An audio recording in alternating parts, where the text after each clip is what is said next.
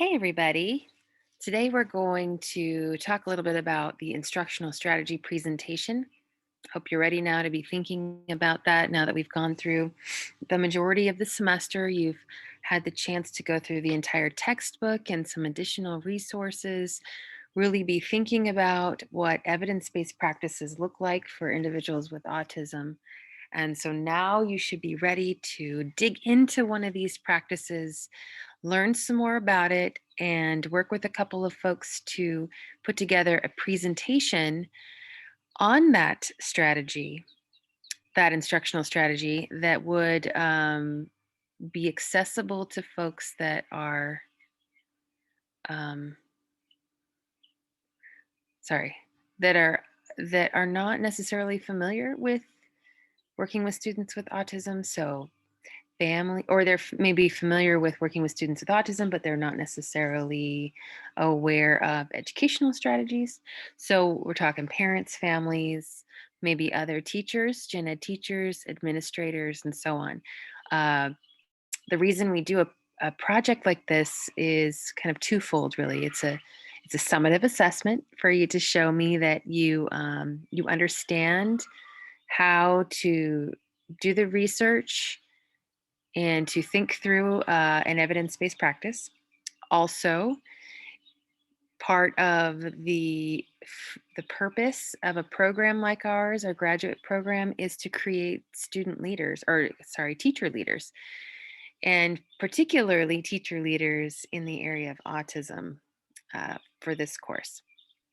So let's dig in.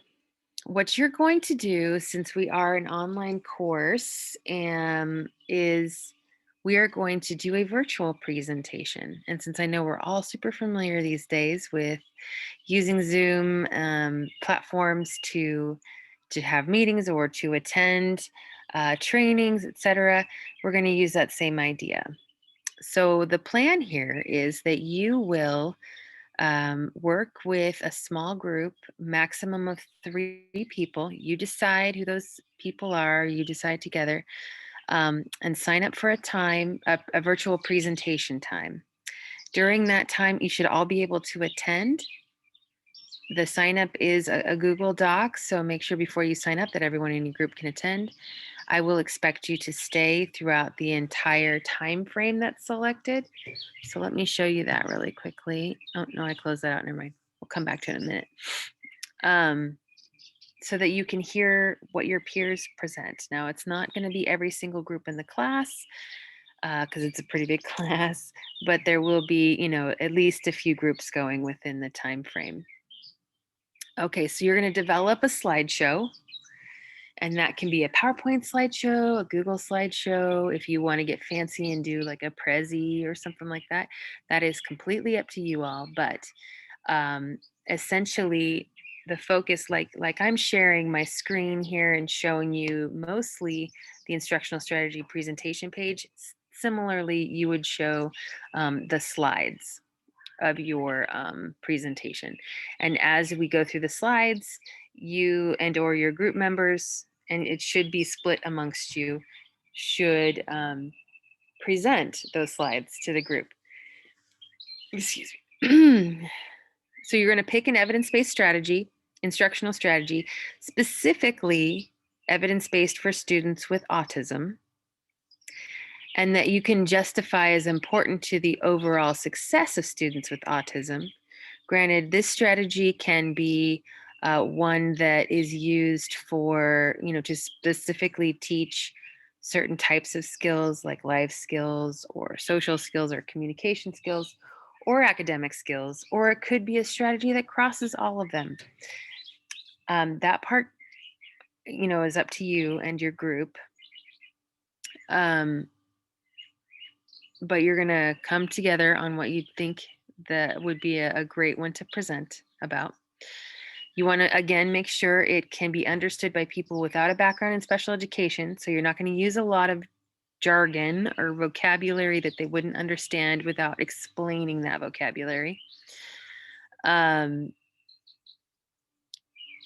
then your presentation should fit within a 7 to 10 minute time frame. So it's got to kind of clip along. So you're going to want to practice it because believe it or not, 7 to 10 minutes goes pretty quickly. All right, so in your slideshow, you should include a detailed overview of the evidence-based practice that can be clearly understood. You're going to do a brief review of the seminal, which is kind of like the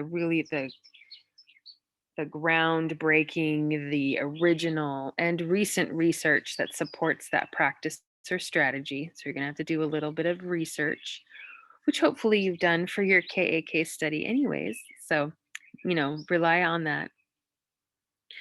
Do a quick background on the research. It shows how this strategy has been shown to be evidence-based.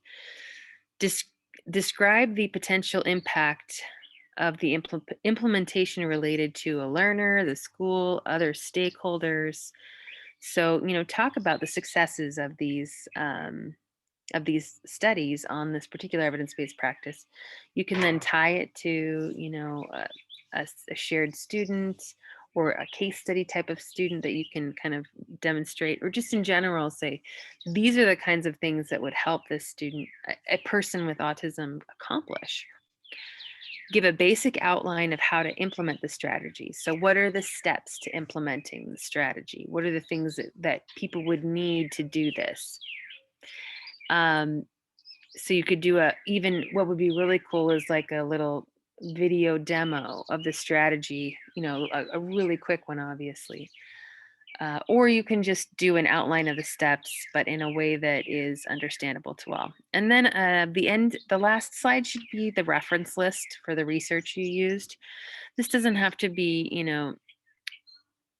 this can be in small font. You're going to submit your slides to me more than likely at some point. So I just need them to be listed there and use APA style. Make sure you read through the requirements of the rubric, and then make sure you practice with your group, because you want to deliver this presentation clearly and succinctly. You want to keep it within that 7 to 10 minutes, so not less than 7, not more than 10.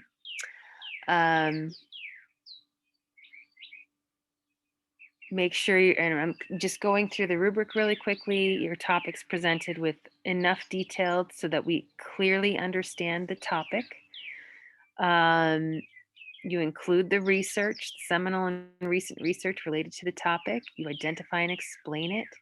There's a justification for why you picked the topic, as well as a description of the potential impact of using this strategy and how it can help the student, the learner, teachers, the school itself, other stakeholders like family.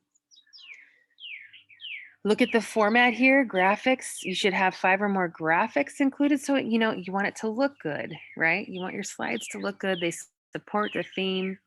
The fonts have been carefully selected so that we can read the screen. That means you don't want too much text on any one slide. The background shouldn't take away from the text. Graphics, don't use graphics without meaning, right? It should have some meaning for folks. Your presentation should be free from spelling or grammatical errors. Make sure you're using person first language. And then your audio, so when you're delivering, you should be speaking clearly and keep it within that allotted time frame. All right. The due date is not listed here because there are different days for folks to sign up. So make sure you look at that carefully. And once everybody's signed up, I will post the Zoom link for those meetings.